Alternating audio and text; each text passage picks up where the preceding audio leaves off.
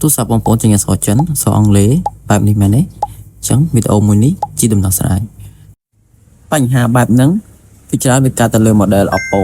ជាច្រើនអញ្ចឹងបើសិនជាជួបបញ្ហាបែបហ្នឹងបងប្អូនអាចធ្វើតាមវីដេអូខ្ញុំនេះបានពេលណាដែលវាចេញអញ្ចឹងបងប្អូនអត់ធ្វើតាមវីដេអូខ្ញុំទេវាអាចធ្វើឲ្យទូរស័ព្ទមួយហ្នឹងអាចបាត់ឯកសារឬក៏ទិន្នន័យដែលមានក្នុងហ្នឹងគឺបាត់ទាំងអស់ហើយអញ្ចឹងបញ្ហាវាកើតឡើងគឺដោយសារវាឆ្លងវ៉ូលីមដកវ៉ូលីមប្រអប់សលេង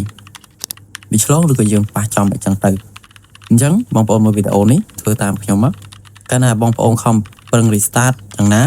ក៏វាអត់ចេញមកវិញដែរគឺបញ្ហាដោយសារវាឆ្លងអាហ្នឹងហើយអញ្ចឹងបងប្អូនចុច back view មើលមកបន្ទាប់មកយើងជ្រើសរើសយកភាសាអង់គ្លេសដើម្បីងាយស្រួលមើលអញ្ចឹងណា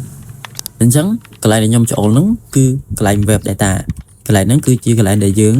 reset កម្មវិធីរបស់យើងឬក៏លុបទិន្នន័យរបស់យើងនៅក្នុងហ្នឹងអញ្ចឹងកន្លែងហ្នឹងបងប្អូនដាច់ខាតគួរតែកុំយកអីអញ្ចឹងបើយកឯកសារដែលមានក្នុងហ្នឹងគឺបាត់អស់ហើយអញ្ចឹងអ្វីដែលបងប្អូនត្រូវយក reboot ហ្នឹងគឺបិទហើយឲ្យវាបើកមកវិញកន្លែងហ្នឹងវាអាច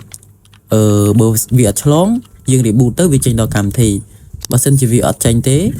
យើងចុច reboot នឹងហើយវានៅតែចេញដូចវីដេអូខ្ញុំបង្ហាញអញ្ចឹងបើន័យថាវាឆ្លង volume ហ្នឹងហើយអញ្ចឹងបងប្អូនអាចទៅរកជាងនៅចិត្តផ្ទះបងប្អូនទៅដូរគ្រាប់ចុចនឹងចេញទៅតម្លៃមិនថ្លៃប្រហែលទេគួរសមដែរអញ្ចឹងឲ្យគាត់ដូរឲ្យទៅបើសិនជានៅជាប់អញ្ចឹង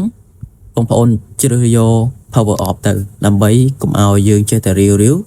ចុចចំកន្លែង web data ហ្នឹងបាត់ឯកសាររបស់យើងអញ្ចឹងណាអញ្ចឹងវីដេអូរបស់ខ្ញុំមានតែប៉ុណ្្នឹងទេគ្រាន់តែជាការចែករំលែកអរគុណសង្ឃឹមថាអ្នកទាំងអស់គ្នាចូលចិត្តជួបគ្នានៅវីដេអូក្រោយ